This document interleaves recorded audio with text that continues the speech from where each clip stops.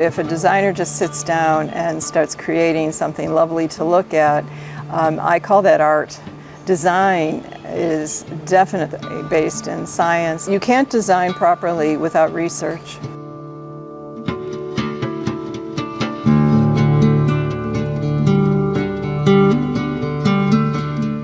I think my family always thought I'd be an artist, and that appealed to me.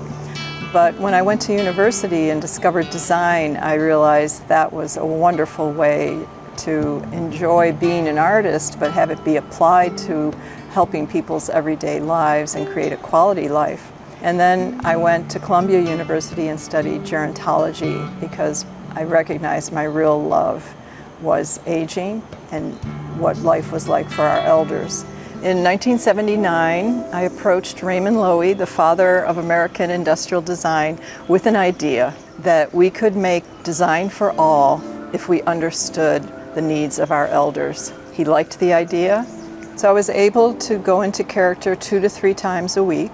I became 85. Everything about my ability to move and fend for myself was changed, aged. And it was very effective. So it wasn't just an actress wearing a costume that made me look to be an elder. I was functioning as an elder. The first reaction came from the taxi driver, and he screamed all the way to the airport because I think he had someone in his life who had low hearing, and so he was trying to compensate and make sure I could hear him. I had such a headache by the time we got to the airport because he had screamed all the way. I went to 116 cities from the north to the south, east to the west, and into Canada.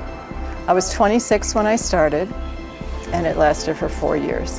The very first project I did when I came out of character was adult continent care.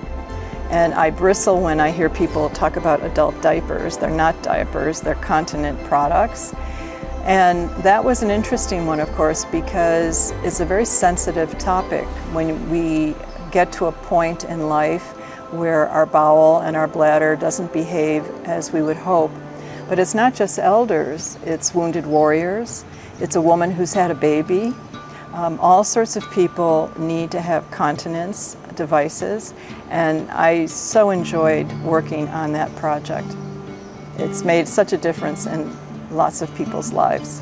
I wanted to make sure that architects and designers incorporated the needs of our elders and people who were living with bodies that couldn't do all the things they used to do, or perhaps they never were able to do those things. Well, universality really is a recognition that the design has to embrace the philosophy of creating for all people with equity, all ages, all ability levels. And inclusivity, I think, is the better term because it also speaks to emotional needs and community needs, not just individual needs.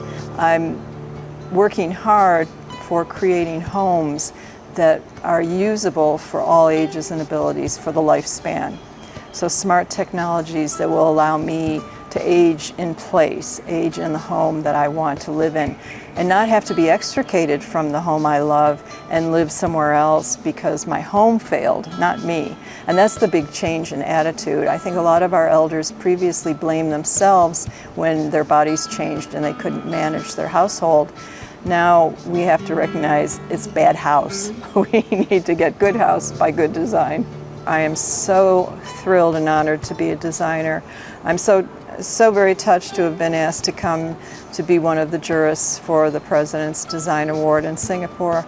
It's one of the premier competitions to recognize the very best exemplary design. And I can tell you when the announcement is made of all the winners sometime soon, everyone here in Singapore should be very, very proud.